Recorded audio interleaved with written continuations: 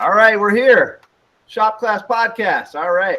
So, we're talking about solar panels because last week, or was it the week before? Can't remember. Last week. Last week we were talking about with Matt from Sunlight Conversions. He had a solar panel on his roof, a battery backup, and then another set of solar panels. He had a transfer switch in case there's a blackout. He can run on the battery. He can run his meter backwards, or he can run on the battery. It was pretty cool. So we're just discussing it. But tonight's guest is our very own Matt, and he's a Harbor Freight finalist. But what's cool is that the unique thing about his program is that he builds a house with his students every year, including COVID year, which he somehow made happen. And tonight he's got a very unique way of showing the house, which is he's going to show us through Matterport. And if you don't know what that is, he's basically it's like Google Maps on the street that you can scroll, you can look around. It's 360, but it's 360, but it's got like you can click on objects or you can click on things, you can walk around. It's like you're going to the house. A lot of real estate agents are using it now. And I think it's a great way to teach, but Matt's going to walk us through it. You want to take it away? Yeah, that works. Am I coming across like normal as far as my internet, or am I lagging at all? Sometimes it's cutting out a little, but I've got, okay. I could share my screen if you want. And then I'll try sharing it, but if it gets too laggy, then we'll switch it over and stuff. All right. But yeah, so pretty much. And just one more thing about the solar and the battery. Matt, you're thinking about maybe you could do it for your mobile classroom because you've got a like a trailer on site. And when you get there, I remember you describing the problem is that what happens is you have a situation where they have to bring out power to the job site, which is not there. And then they charge you. Plus you're trying to heat the house. So there's a lot of cost up front. But if you had a battery and some solar panels, maybe that would reduce the cost, Yeah, because I think with a solar panel, it definitely wouldn't take very much to run the mobile classroom. I mean, you got the mini split that heats and cools. That doesn't take much. You got a mini fridge, a microwave that gets used occasionally to warm up maybe a lunch. My laptop is hooked up in there if the battery's dead.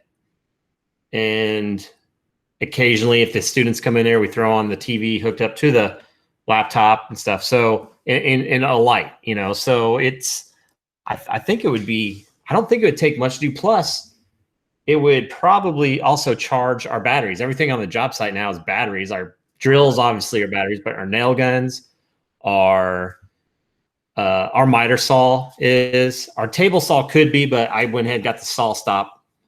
So I do have to plug that in, which I'm fine for the extra safety, but the table saw we don't use all the time anyway. So we could literally probably run most of the job site for most of the year off of some solar panels. Now, I don't know what it'd take for the temp heating situation inside the house, because that right now our electric temp heating situation works great, but it's not the most efficient. So, but if we're offsetting the cost of everything else, maybe that would help a little bit. And I got some, I got some different possible solutions to help on that, is offsetting the cost anyway for the temp heating and stuff. And hopefully we don't have to take 2 years to build the entire house again, like we did with COVID, but, and we'll only have to go through one heating season.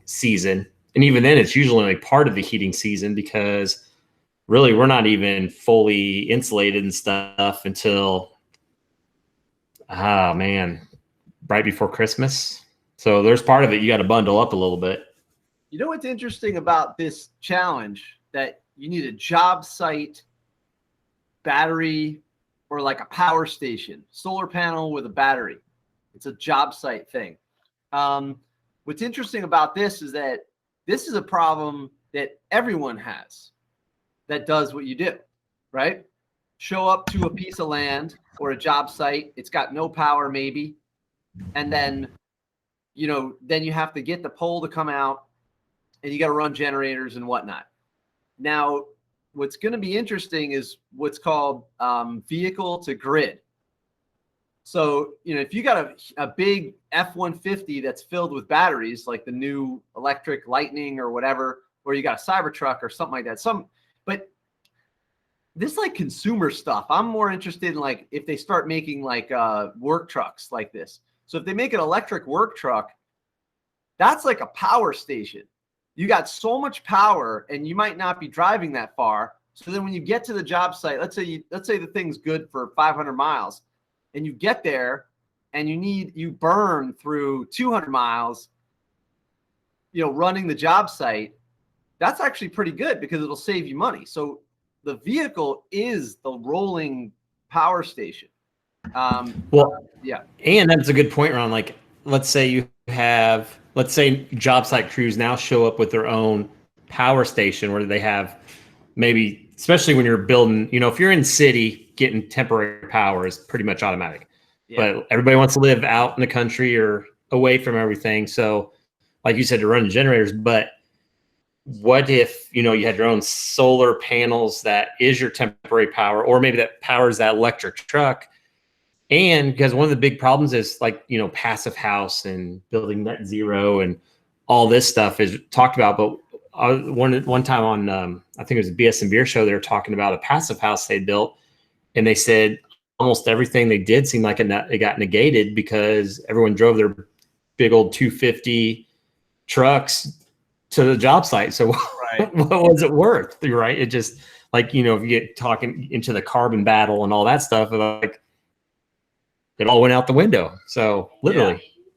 Yeah. I mean, all within reason, to be carbon neutral, that's really difficult because I mean, look, even right now we're using, the web, the internet, and they say the internet, these Amazon Web Services or like a server farm.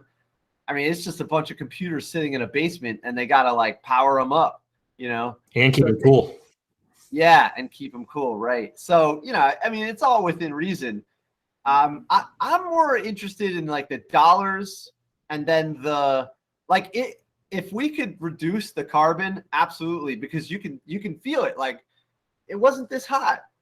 There's some humid and hot days that are just unbelievable. It's actually not too bad today, but it's been weird. And then we got all these droughts out west. Like it's clearly different. I was there's a parking lot by the Hudson River. They built the parking lot, and high tide comes in halfway. So you don't need any more evidence than that. Like there's no way they would have built that parking lot at the incorrect level. But they built it 70 years ago or 100 years ago. So things have changed. The water is higher. There's no doubt. The water is higher. Things are changing. But on a practical level, you got to think about the money. You know what I mean? Because like we're not going to live 100 years. So like money wise, like would it save you money to have a rolling battery when you get to your job site? Then it's worth doing. So that's kind of, and that's what'll drive it. And even when they, Elon Musk he's not really a tree hugger. He's trying to make things better, but he's more about like, okay, what's the practical side of this? How do we solve the problem financially? So that, yeah, absolutely. Yeah. It would be cool. I think, like Duke was saying, a starter kit, if you could get your drill batteries or your heating or something off of the need, I think if you talk with Matt Sunlight Conversions, I think he could help you get started. There are ones you can buy, I would just start with a practical level, for sure. Well, like I said, if I get fortunate enough to pull off this, and it may not even take this, depending on what the cost is, just may take a couple more years to do. But if I happen to win the Harbor Freight thing, I'm going to seriously dive into getting that solar panels and making that its own, really, like you said, its own little power source, power hub, station. And I mean, how awesome. And I mean, that's just so awesome that the whole thing could run without anything. It just sits there and does its thing. Like I just think whether you get environmental or not, I just think it's cool that Hell yeah, something could do that, you know?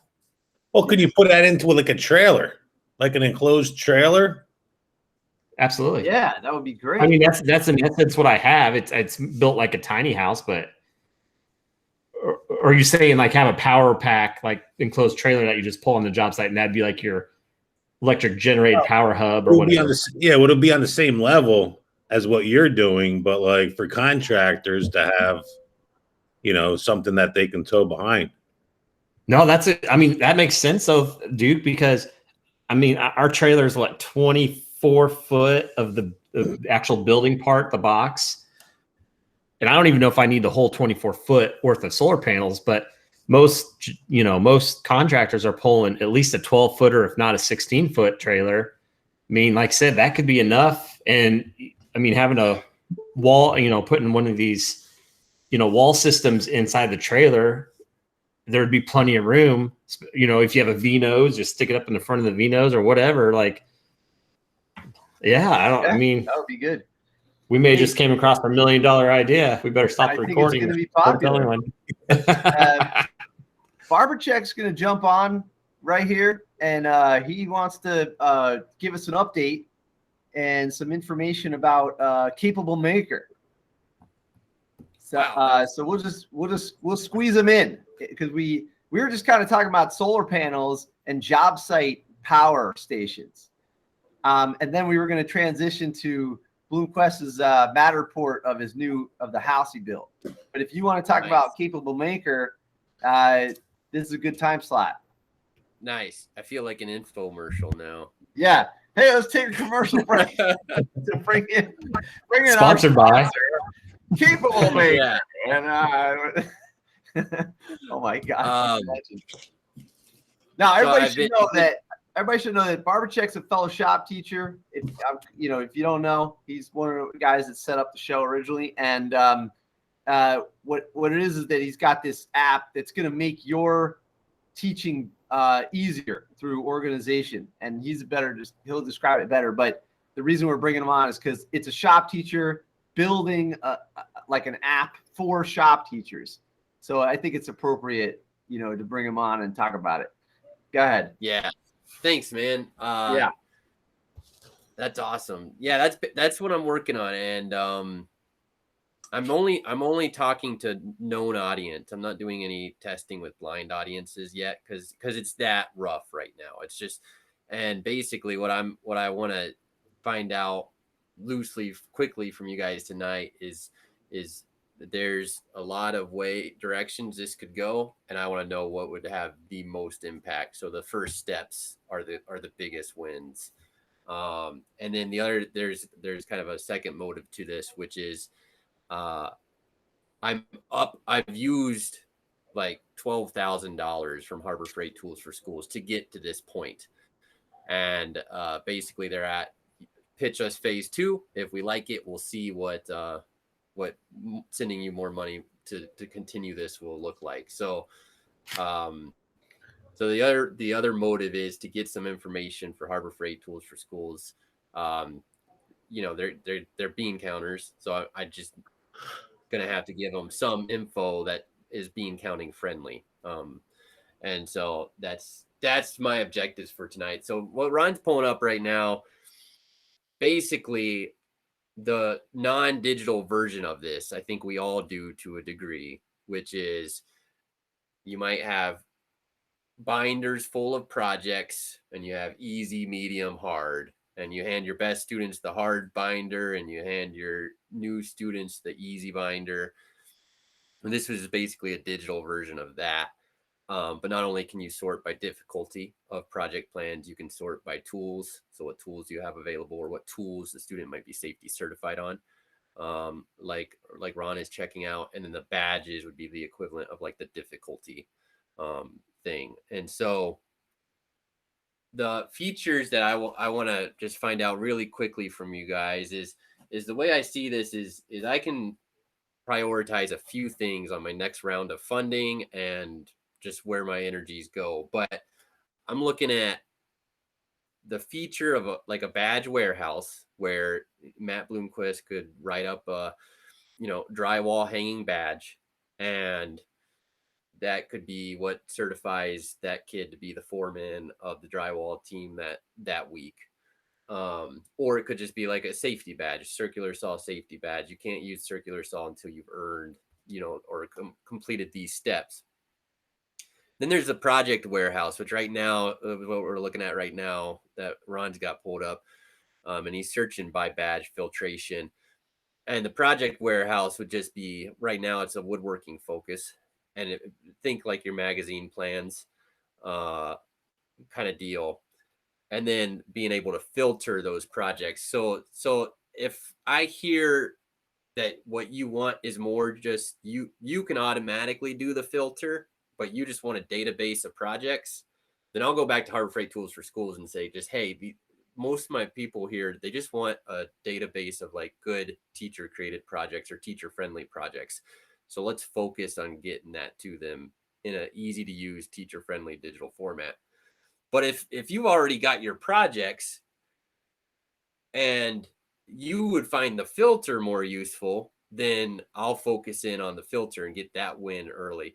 Ultimately, if I can keep the balls in motion, all of these features will be unlocked or implemented eventually, but we just got to prioritize for a little bit.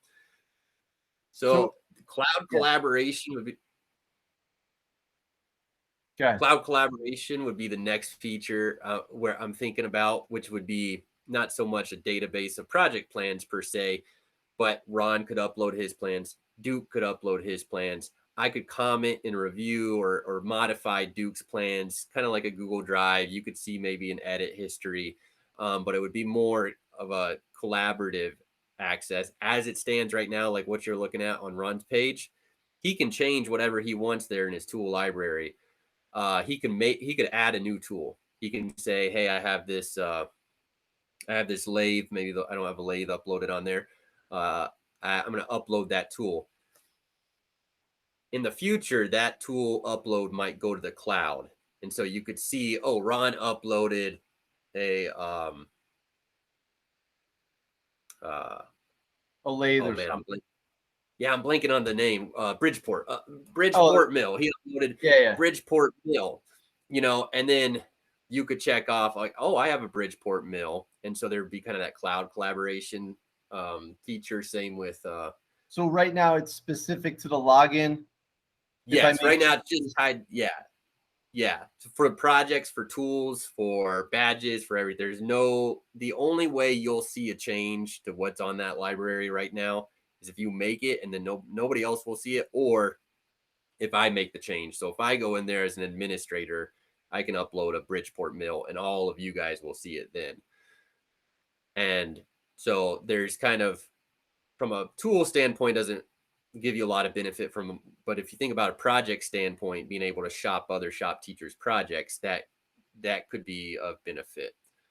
So but just to understand, you're trying to figure out, it's similar to the conversation we had. You need to prioritize what's important to the shop teachers. Yeah. Like which feature specifically, and then there's a Google form for people to fill out, but you're also going to just take anecdotal stuff right now. Yeah, I'll go ahead and put the link in the form if people want to fill it out as we go. But the other thing too is I'll just fill it out for you. It's really quick. Like I'll just collect the anecdotal and make it non-anecdotal. You know what I'm saying? But I'll put it in there. Like for instance, give you guys an example. Like I was talking with Barbercheck about this recently, and for me, I don't know if I'll be motivated to use it right away. So then I was thinking, what would motivate me to use it? And what would motivate me would be if I could put like my plans with a product that I'm trying to sell, or maybe I'm trying to sell my plans, or I'm trying to share something specifically. Then I would populate the projects here. Whereas right now these are like placeholders for now. So the feature for me would be the cloud based stuff. So like if you put something up, then everybody gets to see it and they get to comment on it. So I give them, that's my feedback. But other people, they might say, well, actually, I need badges. I don't really do badges. I know that they work though. It's, the kids like community and stuff like that. So it all depends on where your priorities are and what you don't even like. Barbercheck just needs feedback so he can decide what is the next thing to work on this thing. Is that right? Right, Matt? Pretty much. I mean, resources are limited, and without without a team working on every attribute or every feature, that we won't be able to output everything at once. Basically, what I've done is the amount of money and work that went into what you're looking at right now. I made that a unit, and I said, okay, these features, these 5 optional features, are about the same amount of work as what we're looking at now. And that's manageable as it is. So, but if it's going to be manageable, what is going to be the most efficient and from the sense of most useful to other shop teachers? Now I can sit here and I've already decided what's most useful to me, but for this thing to get momentum, I didn't want to start by making a tool for me. I wanted to start by making a tool for us, and then it's going to work for me regardless. So that's kind of the idea there. And so then shop management, a component would be one feature, and then then the student interaction. So right now there's no student interaction. That's a big step to take digitally, I'm learning, because you got to get like HIPAA certified. You got to get some privacy policies in place. You got to talk to a lawyer, and it's a step that I'm sure I can pitch and make it affordable to take. But if that's not the most efficient use of the limited resources, then I'd rather put that into phase 3 or 4, not on phase 2. And so basically oh, sorry, go ahead. It's like a wish list. Like, what would you guys like to see? Me personally, I want to see like almost like a marketplace where shop teachers could share their plans and get credit for it, and then get some feedback and whatnot, and possibly sell some products or services that would gain some traction through here. It's almost like social, So I'm more into the projects, but as a marketplace. And then if someone's into badges, or if they're more into objectives, or they're more into this is the tools I have, so I don't know. It's up to you guys. We'll just go around the room, I guess. Yeah. So I'll see if I'm going to list the 5 features in the chat real quick. And then, if you guys could just rank or tell me which one's higher priority to you. It'd be more useful to me than you probably realize. Okay. So I'll pull it. You put it in the chat. I'll pull it up. Oh, that'd be sweet. Yeah. If you just want to pull up the form. Okay. Yeah. Then we can just, doesn't it redo mine then? No, you're just good. All right. Yeah. Here we go. So, but they need to fill it out, right? Or are you just going to write it down? I'm gonna fill it out as they speak. Oh, okay. All right, we'll just go around the room. Nick, what do you think? What's one's most useful to you? The badge, the project filter, cloud, shop tools, or student interaction?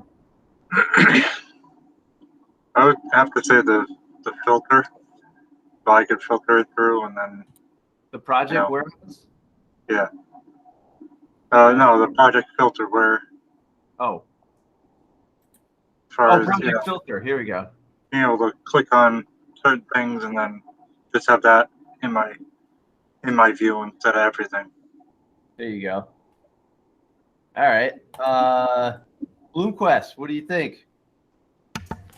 So for me, since I'm no longer in the shop and we're making projects, so for what I'll utilize it as will be, I like the badge warehouse is a good thing for me. So my kids will be earning their badges on tools. Like they will do certain tasks. It may not be a full project. It just may be like, all right, take this scrap 2x4, make these kinds of cuts on this 2x4. If you cut them properly, then you get the miter saw badge. If you can operate the table saw and do certain things, or maybe they build like a set of sawhorses, and that project would knock out so many badges. So like for me, it's going to be a lot on the badges, and I like having the tools on there as well, because then kids can go through and earn their badges on each tool. And like we talked about, if Barbercheck, if you guys switch that over to where you can put the location of your tool, if you can identify where the tool is located, either in the shop or for me in the tool trailer, that's going to be huge. So now if I was in the wood shop, being able to filter through those projects would be, when I taught at the prison, that's what I was in there. And we had stacks of magazines, and the guys would go through there and dig around. And like, if we would have had that, that'd been great. So, if I was in a shop setting, I definitely want the badges, earning those badges for kind of like we talked about the Boy Scout, earn your badges for each tool. That's going to be, that's what I'm pumped about. But only because I'm no longer in the shop. So. Yeah. But then the project filter, if you were in the shop. Oh yeah, definitely. I like it. Absolutely. I like it.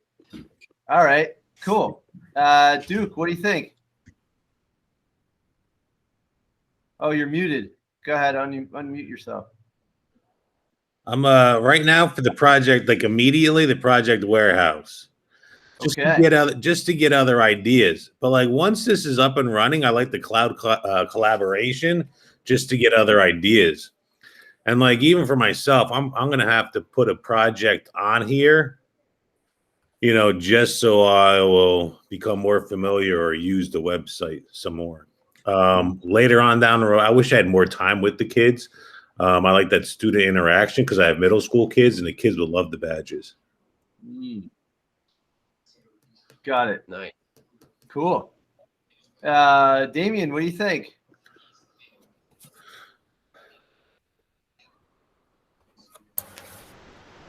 Well, I've only sort of been following part of it, just the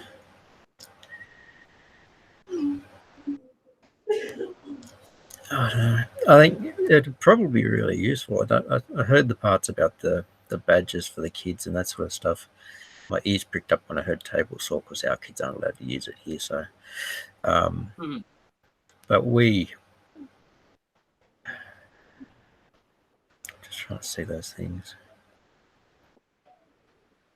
Basically, you could filter the projects by badges, or you could look through the projects, or you could filter the project based on what you have in the shop, or you could do some sort of collaboration with another teacher, which I kind of like, or like, where are all the tools? It kind of helps you manage it. And then there might even be in the future a student login, which will manage either where the tools are or what project they're on and what their contribution is, something like that. It's basically, yeah. So like, what jumps out at you? Like, oh, like, what do you like? Right now, I personally, what I do is I actually have a similar thing on an Excel sheet. I have a grid, and I say, hey, you made it to almost like a badge in a way. Like, okay, this is level 1. You can touch these tools. Now that you've done these 8 projects, I will allow you to touch these projects. And then once you've done that, I'll allow you to go to level 3. That's kind of what I do, because I can't have people skipping around. It's just too much to keep track of. So I kind of like the project filter. But then I also, to motivate me to use this, I would like to see some sort of like, if I put something up, I want to see the traction it gets from others, almost like a social media thing. Like if you put something up, let me see what happens to it. Let me see if other teachers use it. Like if I do my small engine project, or if I do I do this flashlight contest project, Or even if I do an electric car thing, I want to see if someone else is using it. So to me, the cloud thing is like huge. I'm big into that. So that's kind of what I would do. I mean, whatever you answer is probably what you already do now, So it depends. What do you think, Damien? So this is like it's a collaboration thing for going across staff in districts as well, or? It could be, right? Barbercheck, it could be global, right? Yeah, it could be as public as you wanted it to be. So you could even set it for I'm uploading these project plans, but they're copyrighted to me, or I stole them from a magazine and I don't want to get in trouble for publishing. So I'm going to keep this private. Or you can upload a set of Damien's plans and make it available to other teachers to shop through. Or I suppose there could be like a close friend setting too. So maybe you don't want to share it with everybody on the platform, but you want to share it with just the Shop Class podcast crew. You could check off and then it would share it that way. Yeah, and keep in mind, it's just early days. He's just trying to figure out what people are interested in, Yeah. So this was that link you shared in the chat gets you to this, doesn't it? Yeah, and then you just gotta log in. But it's like a beta, Yeah. Like it's functional, but these are kind of like placeholders. Like, it's just giving an example. So you click, let's say if this is the tool filter, you're like, okay, I know I got a jigsaw, I got a circle saw, I got a handsaw, I got a drill, and I got a bench. That'll give me, and then you hit search. That'll give me these plans right here. I can do this, and then if so it reset. But okay, I'm starting to really see a benefit now. Okay. Yeah. Well, because I'm part of a Facebook group for industrial arts teachers over here, and because we've gone into lockdown again,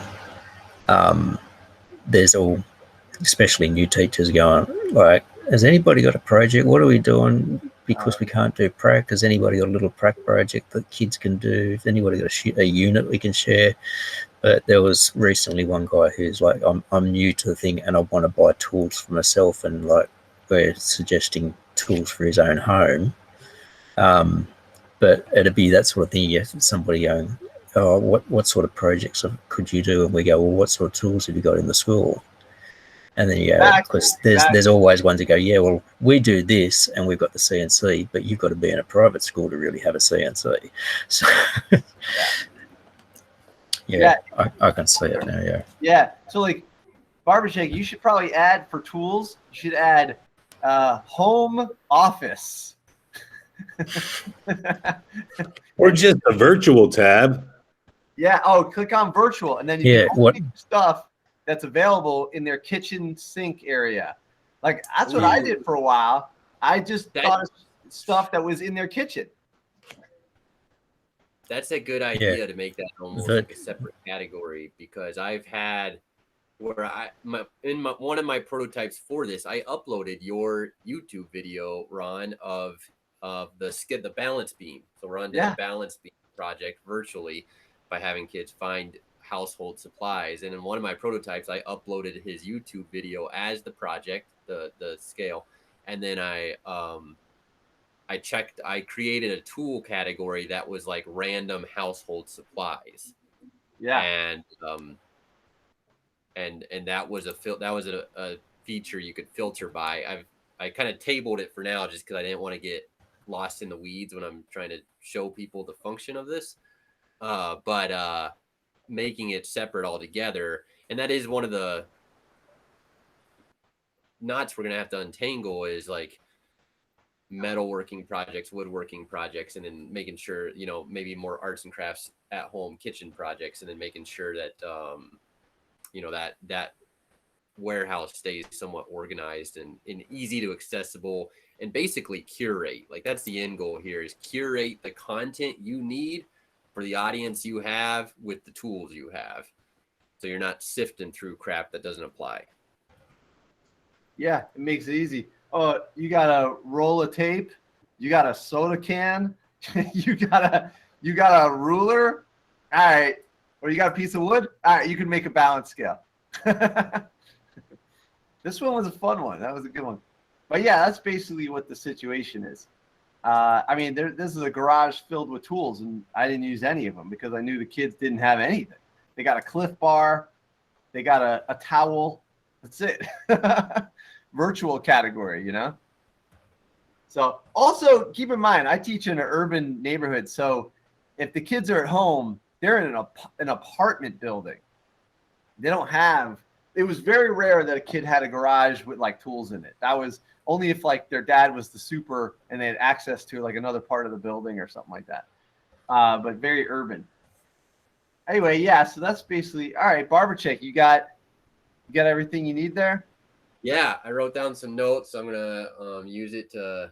I'm gonna be having more conversations with just like this. One of the reason I'm like a little bit more behind the scenes than even usual. And I'll keep you guys updated. I'll hop in and keep everyone updated, and then it seems like a slow process, but it's just got to scale up, and in the meantime, don't be afraid to deliver the tough love. Right now, the reason I'm sticking to a known audience, I don't want it to be one more thing. You know, that there's so many ed tech things crossing your desk right now, and I want to get to a point of usefulness, of high usefulness, not just this is how it works, but this is actually will work for you. So there might be you give me tough love and it just doesn't fit on the timeline, but I'm not going to take that personal. If anything, that's going to help me know which parts of the timeline to bump up. Yeah, I ripped it off like a Band-Aid.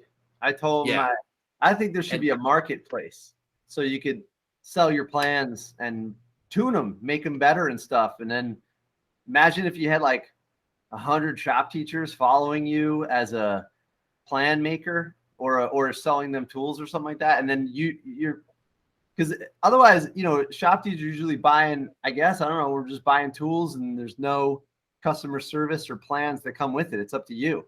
And then you could try and collaborate like we do, but I don't know, this might be beneficial. Yeah. So if you ever want to talk to me more about it, feel free to, you know how to track me down. Yeah. Through anything. And I'm pretty responsive on this project right now. So I'll be more than happy to talk more about it if you got questions, or if you have an idea you want to get to me, shoot it my way. And don't be afraid to deliver the tough love. And I'll just keep you guys updated. I'll be hopping in and keep you guys updated on the development of it. And hopefully we can get something that makes all of our jobs a little bit easier is the end goal. Like that's the bullseye right there, is just make our jobs a little bit easier. Cool. It's pretty cool. It's pretty cool that Harbor Freight's putting their energy into something like this.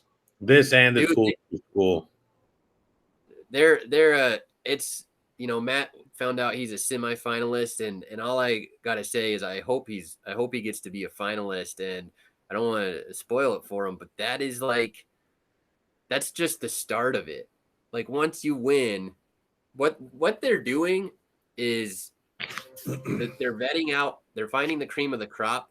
They lock us in a room, although they've been doing it virtually. They get our best ideas out. They do work with like the Drucker Institute, which is like this like innovation consultation company that comes to like helps teams brainstorm good solutions, helps think tanks come up with good ideas. And then they get you trapped with everybody else who's all inspiring, who's all got all these ideas, and then they're like, all right, how much impact, what's the impact versus effort ratio of that idea? And then you go around and you get all the feedback from everybody. And then if you're so inspired, they call it a pilot project. They know their money's not going to be thrown away because they've already vetted out their prize winners as like qualified candidates. And so you just go to them and you just say, hey, this is my idea to make shop teaching a better experience. And And so like one shop teacher went to them. He says, hey, I want to make mobile shop classes for my district. Boom, they sent him money. One shop teacher went and said, hey, I want to involve elementary kids into our program. We're going to build I'm going to have my high school kids mentor a group of elementary students as a unit. And I want you guys to sponsor it. They said, boom, we're going to do that. One of the coolest ones that they just funded is called Harbor Freight Fellows. So what this teacher did is he got together a network of industry partners and said, hey, will you take one of my students on as a summer apprentice, which isn't like an uncommon model, right? We've seen some of that before, but what's different is Harbor Freight is actually sending that company money to take on a student apprentice.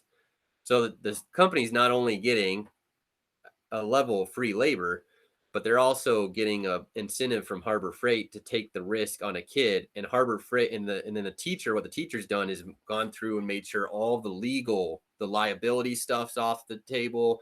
The companies don't have to worry about that. And then the teacher continues to consult the industry partners and the students throughout the summer.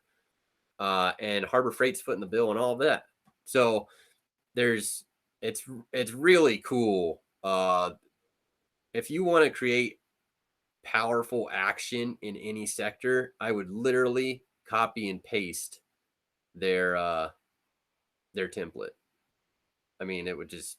That's awesome. Yeah, it's a good template, and I think we're just seeing the start of it, to be honest. Wow. I mean, it's pretty amazing what they've done. What's Real World Scholars? Is that something you know about?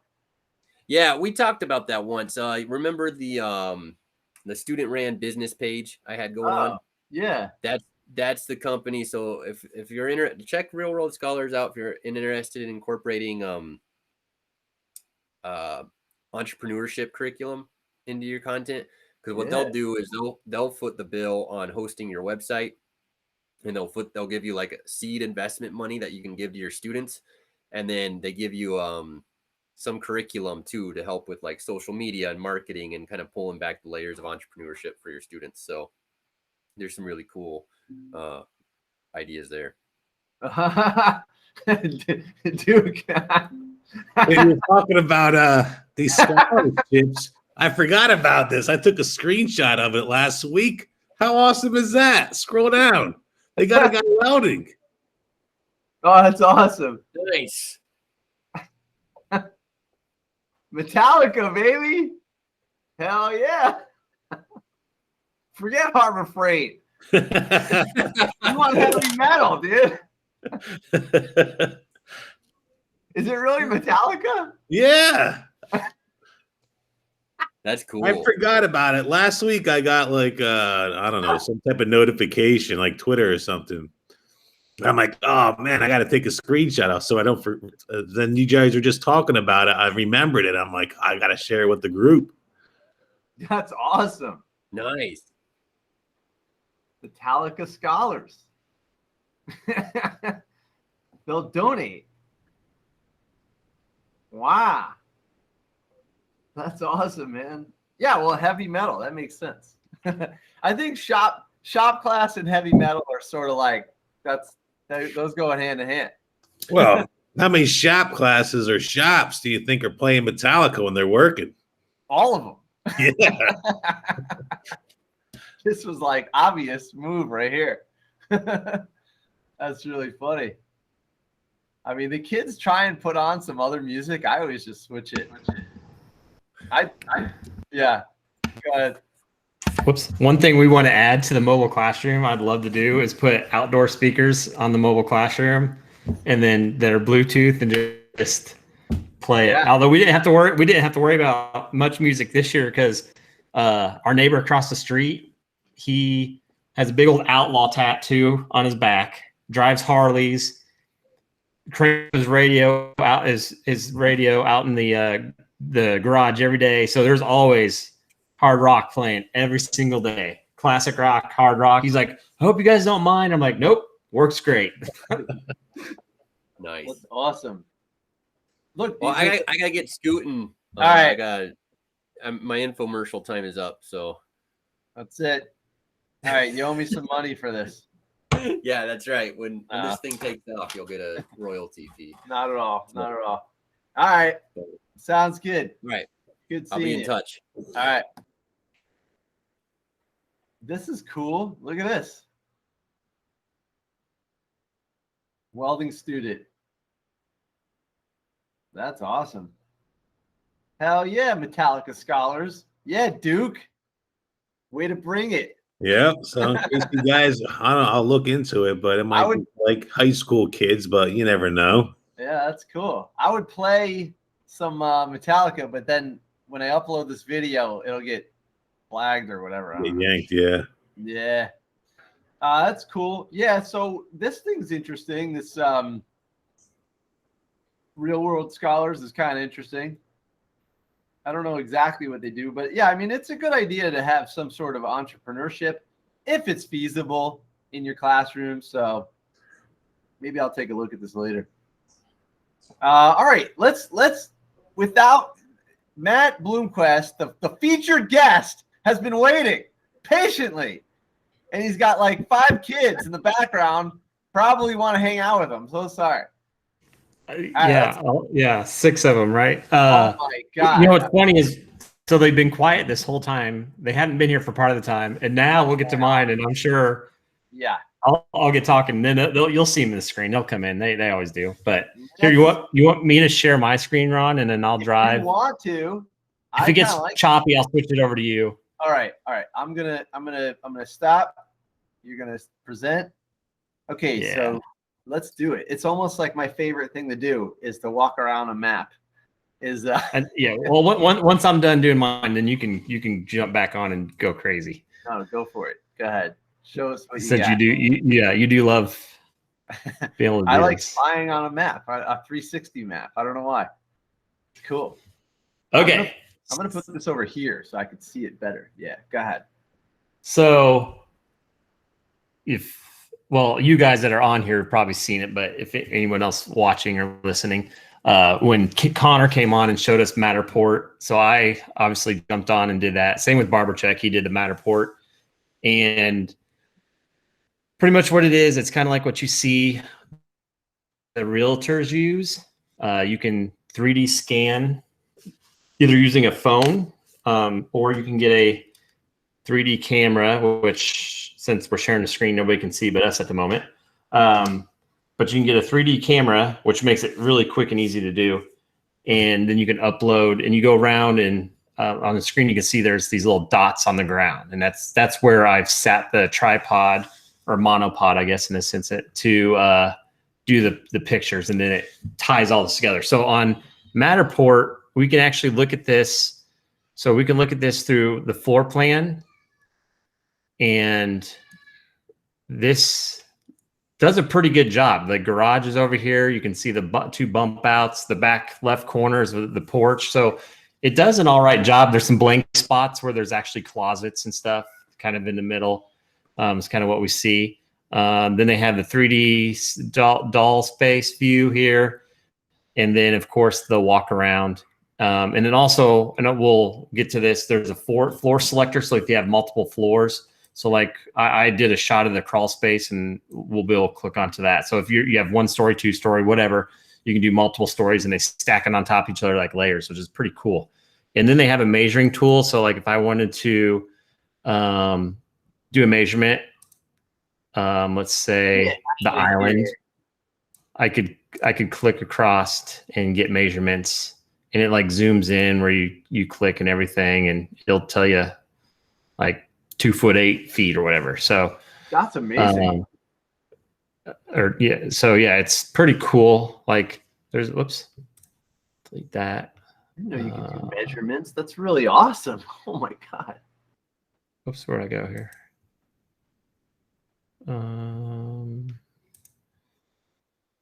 Okay.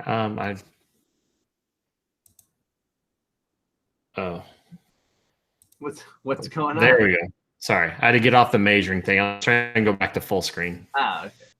there's a measuring thing up there for some reason. But okay, so the house itself. So this is 99.5% done. That's what I'm calling it at this moment. It looks great. So you're gonna see some little bit of clutter inside the house, but for the most part, it's just some items we have sitting around and stuff. But other than a few small details, we are pretty much done. So when you walk in the front door, here's our dining room, kitchen, living room area. We did the open concept floor plan. We got the pretty blue island that everybody seems to be all excited about right now. We got the range hood, the stainless steel range hood. But yeah, people should keep in mind that this is built by high school students, and that is the teacher explaining the project. It's unbelievable. Yeah. So this just back door goes out to the back porch. So up here, these two squares you can see, these are our air return vents. Instead of having the grill like that you usually see, I forget the brand. It's out of Canada. It's like Area. I don't know. Anyways, those are our return grills. So the air flows around those and is our return vents. So that's there. We got our utility room. So with this house build, we really wanted to focus on energy efficiency. And so we put items in here that should use less energy. So what you're looking at here is a heat pump water heater. Ooh. So just like a heat pump would work for your house, it takes the warm air in the atmosphere and heats the water. So it says it's only supposed, now it depends on, probably how much showers and how long of showers you take and all that stuff. But it's supposed to only cost like $10 a month to run to have hot water heater, hot water for your house.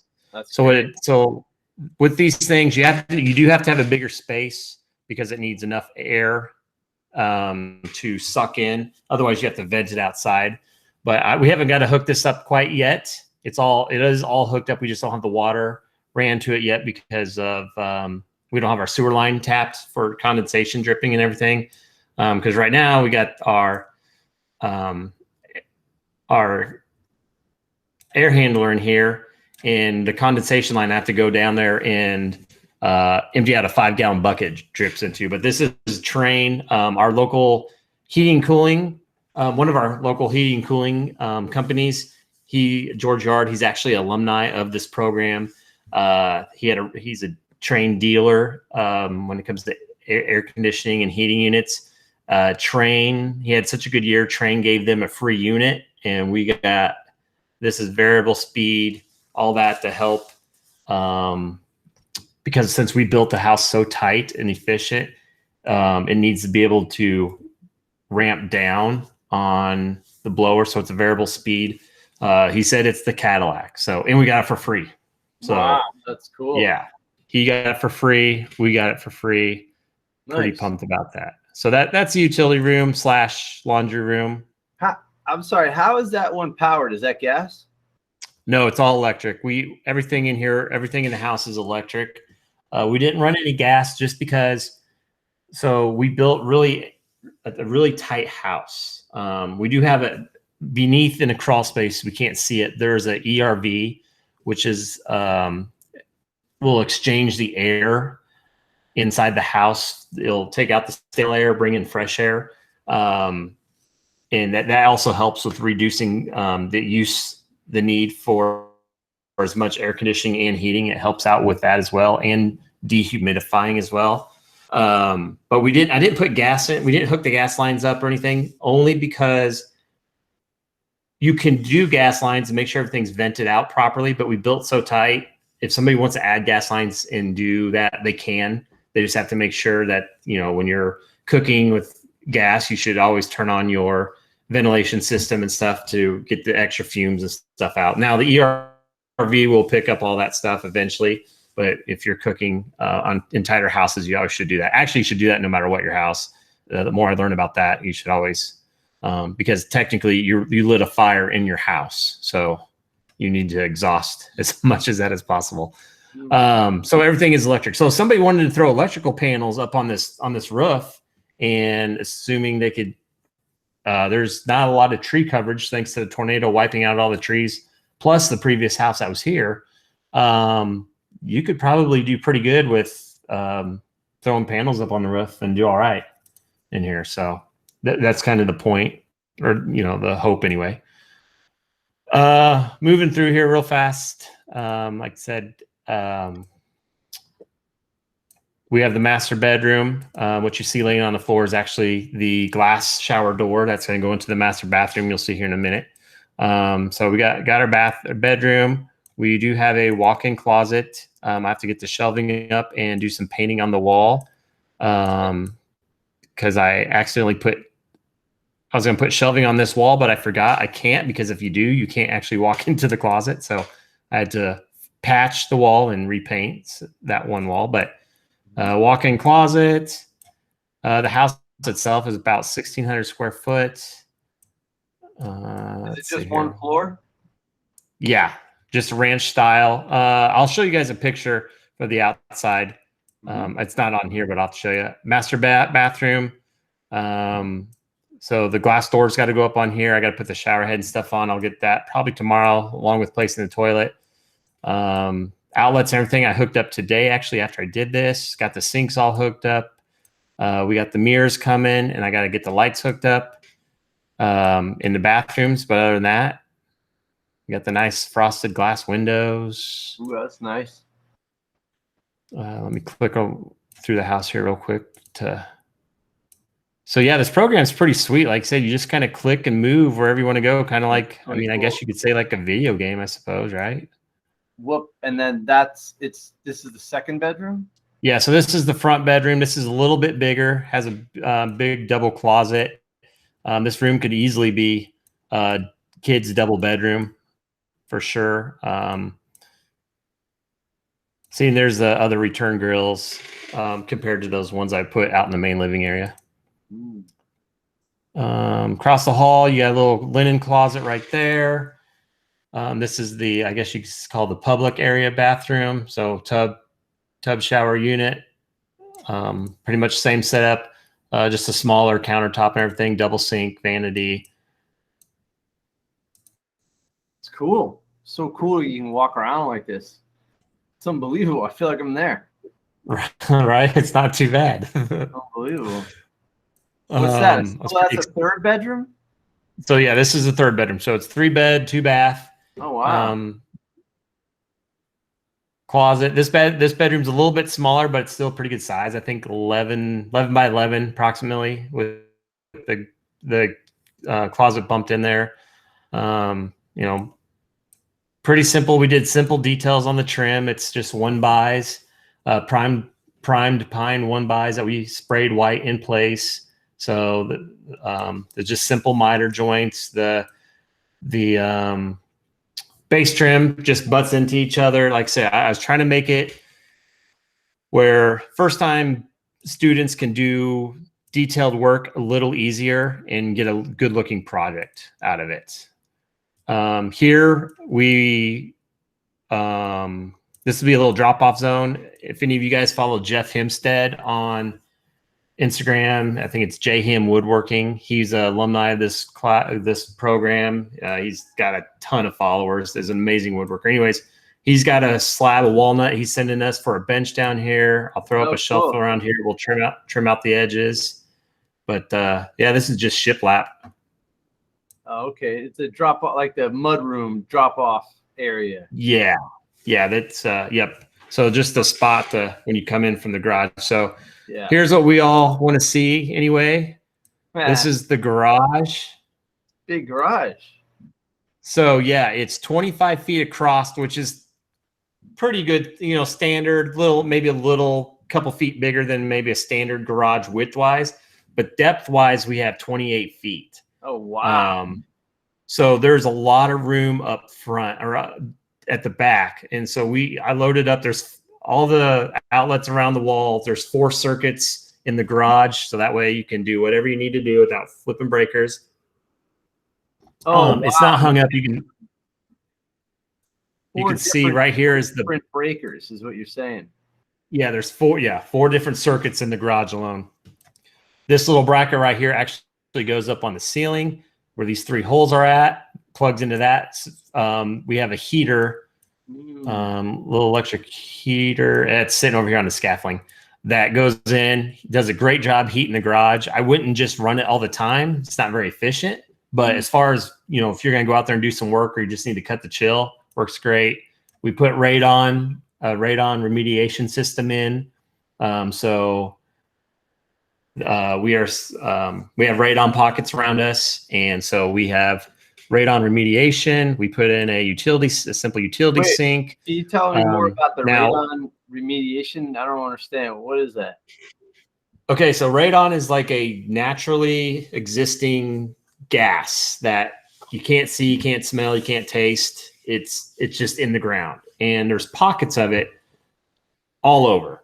So in Illinois, you can literally, this house could have radon. So like when you dig into the ground, it releases the radon gas. So, but your next door neighbor, you could dig and you could come up with nothing. It's just pockets of it. So Illinois, we have a lot of pockets of radon and stuff. So we did an unofficial test with a sensor, and it registered. So we went ahead and put it in, and we're going to just make it standard to put it in, because why not just get it out? And since everything inside, and you guys will see the crawl space in a minute, everything's encapsulated, everything's so tight. So all that radon gas just gets stuck in the house, right? Well, I forget what the numbers are and stuff, but they equivalent to how many packs of cigarettes you would smoke like in a day or a year or whatever, having it in. So it's not something you want to keep in your house. So we are literally expelling it out of the crawl space, or the ground underneath the crawl space. So is that just up in the attic? There's a pipe to exhaust the crawl space? Yeah, and I don't know if you can see it in the crawl space when I show the picture, but so since we encapsulated it, it just runs underneath the plastic. There, it goes up into the attic, hooks up to a vent fan that's blowing, like sucking it out. So that's running all the time. So this little red dial you're seeing right here, that shows that there's suction. Oh. So that's what that thing is. And what was cool was it's just PVC pipe, a switch, and a vent. And when the guy came over, he actually took one of my students, and one of my students, in a matter of a couple hours, him and my student put this whole system in, and was out the door. Cost like, I don't know, $800. Wow, that's awesome. So it's a sweet business to be in. You can make some good money. It's easy, can be easy.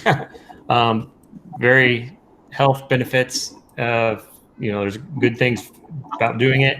Also, you're going to notice on this garage wall, since this is the wall that connects to our house, behind this is actually sheeting, the zip sheeting that we taped for our air barrier to keep everything airtight. And we bumped out this cavity where our electrical panels are. So all the electrical wires come through this cavity that puts it outside of it's like outside. Technically, it's outside of the house, even though it's inside the garage. So that's why we did a bump out here. Oh, the panel is flush. Yeah, so the panels are flush. It looks on good, this bump out.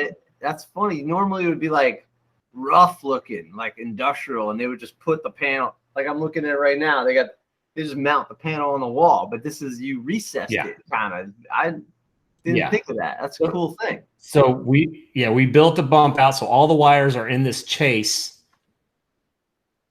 inside behind drywall, and then this gets mounted in flush to the drywall, and so it gives you that clean look and stuff. Nice. Now down here, this right here, this is the LB or whatever for where the wire came out. So if you ever had to pull the wire, you could re-pull your wire feed to the meter from right here. You just uncap that. And what does LB mean? I forget what it means. Oh, just like this is it. This is your port to the yeah. grid. So pretty much it's a big box that opens up, and what you do, you pull the wire out through the bottom, and then you send it up into the wall. It's pretty much a big.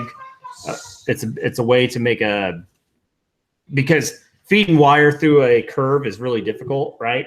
So you pull this out through, and then you can send it back up. I forget what the heck what LB means. I'm not being an electrician. I forget, but yeah, that's what that is. Line box. But yeah, Maybe that's it. I just looked it up. Is that it? Okay, there it Yeah. is. Yeah, it's a blind Garage box. door. We don't have our opener installed yet, but we do have an opener coming. This is an insulated garage door, 8 foot tall, so you can pull your pickup trucks into it. Nice. Obviously, we went for a little bit modern style, so that's why we got the windows on the side. This thing is Cybertruck. 9.5. Yeah, Cybertruck would fit right in there. 9.5 foot tall ceilings. There's the heater that hangs for their attic access. Although we have so much insulation blowing up in here, you're never gonna want to get into the attic anyway. So, but yeah, that's the garage, and then I can show you guys the crawl space. Whoa. Yeah. Whoa. Okay. So this is the crawl space.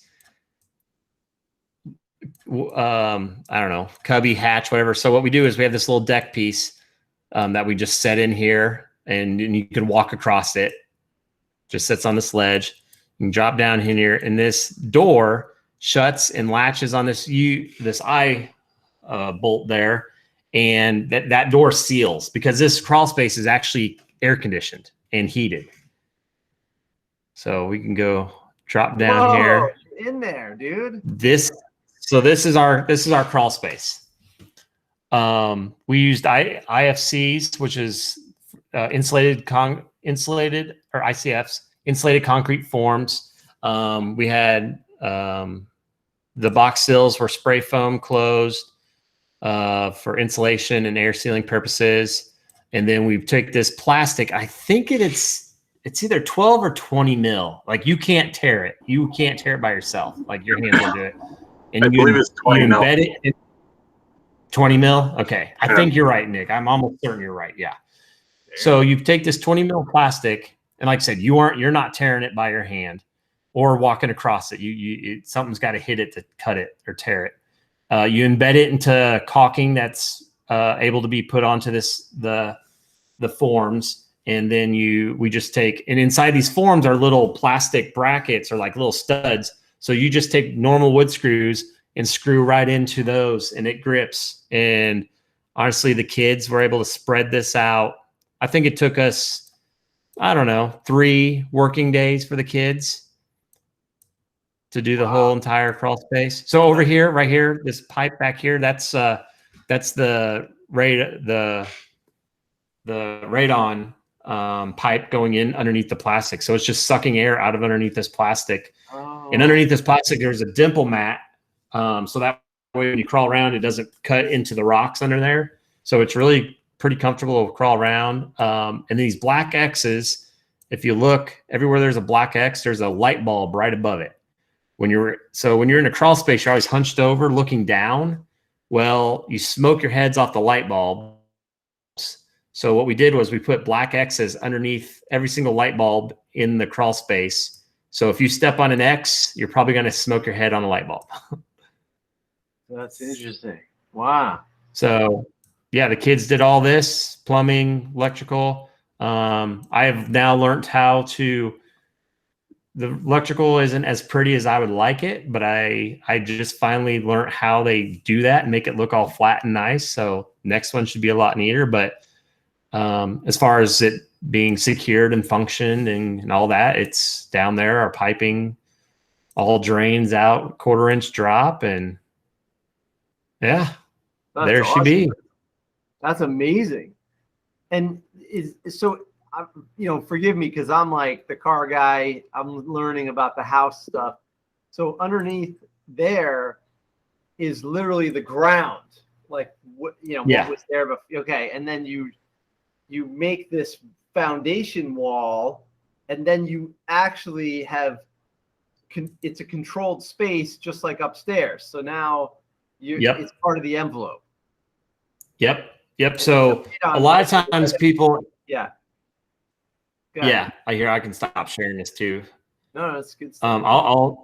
I'll pull up a picture. Let me find a picture of the outside here while we're talking. Sure.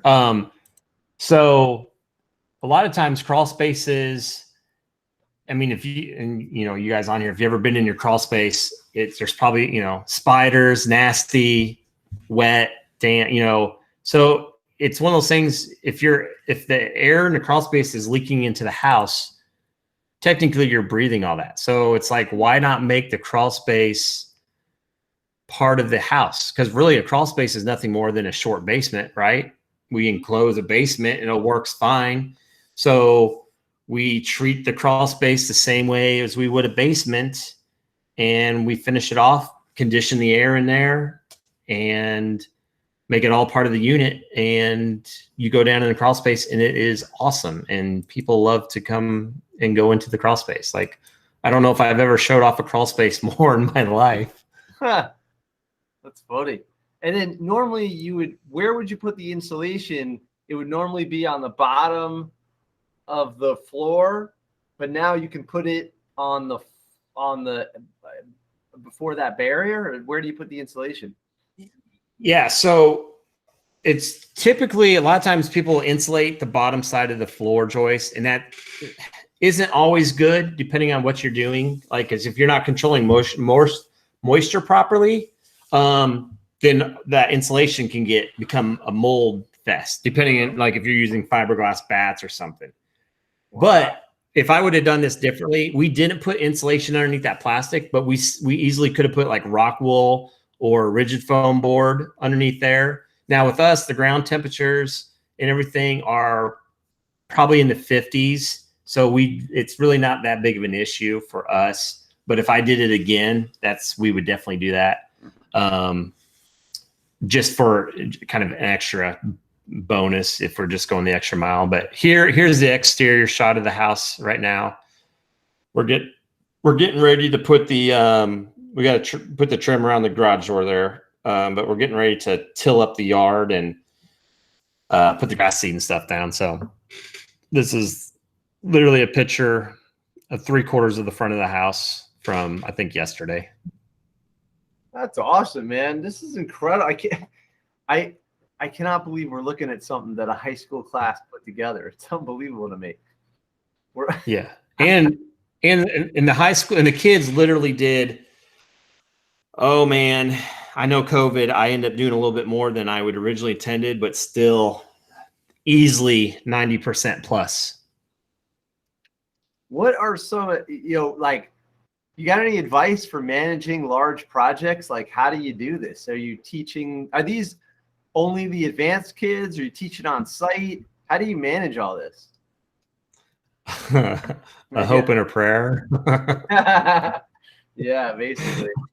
Oh my God. I beg the counselors not to give me kids that are going to be a menace, right? No, it is a little crazy. Like not last year, the year before, 2019, that was our relaunch. And we had approximately 15 kids in each group, a morning group and an afternoon group. And it's all good and fine when you can see everybody, but once you start putting walls up and dividing rooms and making hiding places and things, then things get a little, like, kids who just aren't feeling it that day. Like, you'll wander around, you're like, oh, where's Timmy at? You go walk around, pop open the closet, oh, there he is. Or they try to sneak down in the crawl space and like, because they'll go in, there was like a little bump out, and they would try to hide around the corner, and because it was nice and cool down there. So it's kind of the same stuff. I mean, the good thing is I had pretty good kids, so that wasn't really problematic. It was just things that would occasionally happen, or they would do. Yeah. They would try to hide up in the attic every once in a while. Like, so you kind of deal with that. But so the way I do it is I divide up the kids into groups. So let's say we got 15 kids. Usually it's about 3 groups would be ideal, but 5 people in a group is not. 5 groups with 3 is great for group size, but then it's too many groups. There's not enough tasks. So we have about 4 groups is about ideal. If you can get 4 groups, you're going to have one has a different number than the rest. But if you can get about 3 groups of 3, seem to work out really well. If I wish I had 9 kids, I had 3 groups of 3. That would be ideal for classroom management. it's, I mean, the good and bad is, and you guys know this because you're in shop classes, we get to have a little bit more fun. Once you get past the instruction part, you can talk, you can listen, you got music playing, you got a little more goofing around, I suppose, even though, you got to keep the horseplay down to, minimum to none, so nobody gets hurt, but you can joke around with your friends, your buddy or whatever. So it's not like a normal class, it's not like English class or sorry, English teachers, if you're listening. I guess Barbara Check's wife. Nah, I'm not sorry. Right? I'm done with it. We They gotta get rid of the rows, man. They gotta let people walk around. I hated it. Yeah, well, that's the thing. You're not stuck. And I know a lot of people are going to these new hybrid seatings and everything in their classrooms, but that's the thing. Like you can move around, you can do stuff. You're not. It's structured, but it doesn't feel structured. If that makes the most sense, I mean, like when you're in shop class, somebody may walk in and think, good God, these kids are all over the place. What are they doing? Administration may look at it like, what the hell?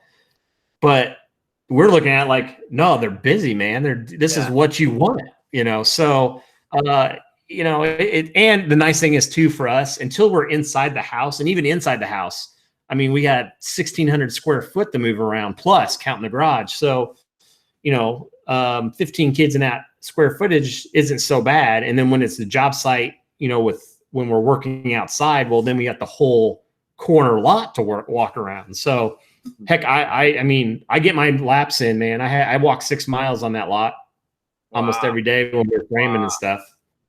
So, but I mean, classroom management's about like anything. You have your good days, you have your bad days. And I guess because you have a plan. So like they have to follow the plan. If they're putting studs in, they got to just measure and put the stud in, and then you're going to check it and stuff like that, right? Yeah, and if they mess up, they have to tear it apart and redo it, which happened. And some things, especially in the framings part, I will let the mess up happen. Like I'm like, oh yeah, they're not gonna be happy when they stand this up. And then we double check it and it's all stood up, and then they're pulling nails, hammering things out. But I mean, like I tell the kids, I'm like, I've been doing this forever and I will mess things up constantly. I mess up things with them, right? And even guys who've been framing for 50 years will mess something up. But if you can tear it apart and fix it quickly, well, how big of a mess up was it really, right? And you want to be able to catch it when it's easy to tear apart, not when you have drywall up and then the homeowner comes in and is like, oh, this window is 3 inches over too far. Well, now you got a problem, and it's an expensive problem. So I do let mistakes happen, especially if they're going to be inexpensive or free mistakes. Like if we're putting windows in, we make sure we put the windows in the right spot, things like that. But putting that on the flooring, or the trim was pretty inexpensive, so they can mess up a little bit on trim. But I let the failures happen. They need to learn it. Yeah, but all those mistakes are teachable moments. They won't do that again. Yeah. And that's a good question too, Ron. How do you manage teaching and building a house? Like Matt's just not in here with the crew of 9 kids that know what they're doing. You have to teach them every component of this house. I saw an old timer across the street today, plumber. I said, hey, he's by himself. I said, why don't you get your grandkids, to help you out? He's like, Duke, if I had my grandkids helping me, I'd spend all my time teaching and no work would ever get done. Yeah. So like Matt, you're doing both, building the whole house, just not plumbing. That's awesome.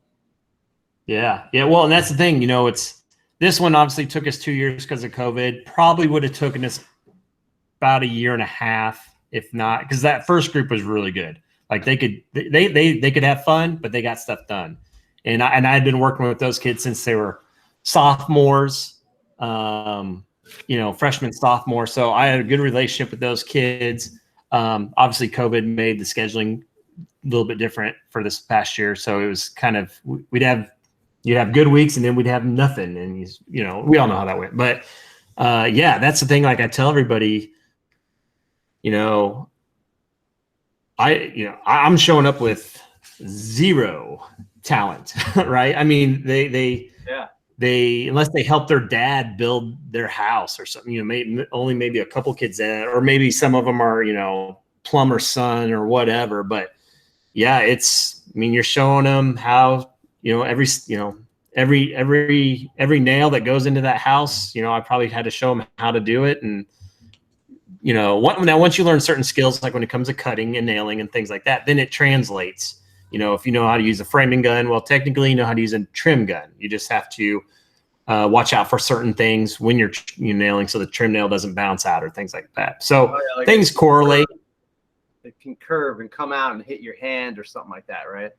Yeah. Yep. And I've done that when I was learning to build. So, those safety things, that comes into play. Safety is always that's probably the most nerve-wracking part of the whole thing. Like building a house with kids that don't know, that's fine, because like I said, it's school, we're teaching, that's all part of it. The safety aspect, when you do get a bunch of wound up teenagers, mostly boys, that's the part where you're constantly, okay, where's so-and-so? What was that loud bang? Why are they laughing? You're constantly that stuff's constantly going. So that's probably the most stressful part of it, I would say, for me. Like I have the patience for the, watching a kid try to screw a screw in and just stripping the head, or the screw gun's bouncing off.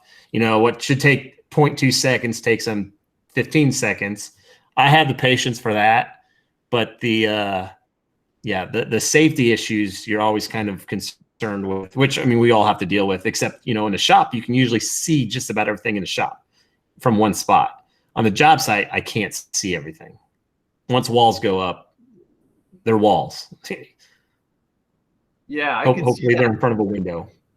Yeah, like everybody in here probably has shop teacher ears, so you hear like, and then you're like, yep. Oh, they're misusing the tool. Going to say ones that constantly ring. Yeah. Yeah. But you can probably also, these kids probably overkill the project. It's built well.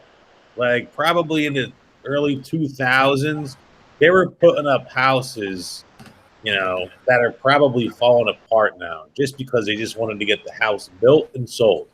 Yeah. But here, absolutely, you can probably guarantee the owner that every screw's in there good. There's probably more screws in the house than needed, and it's built sound. There's no corners cut because they're not getting paid. Yeah. There's no. What? And from going and having a business, like for me, like I talk to some people and like, oh my God, I could not imagine, because they're thinking of it as in, like your plumber example, go, get it done, get paid, get out, be on my way. Where for me, if I tell the kids nail the sheeting off every 8 inches and they nail it off every 4 inches, whatever, right?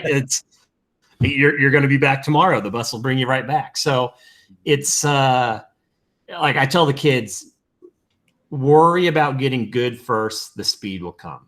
Like yes, I could go through and do everything, every task 10 times faster than they can, but that's not the point. And that's what I tell them. Because of COVID, I've touched more things on this house than I would have ever planned on. But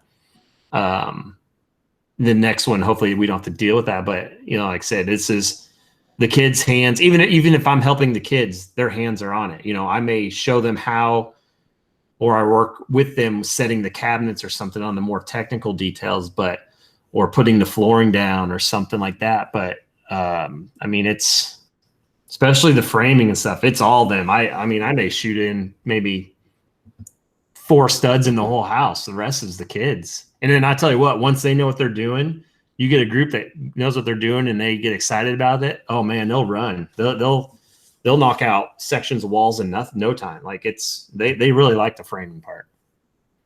It's amazing. And you really go from like someone pours the foundation, or you guys pour it as well?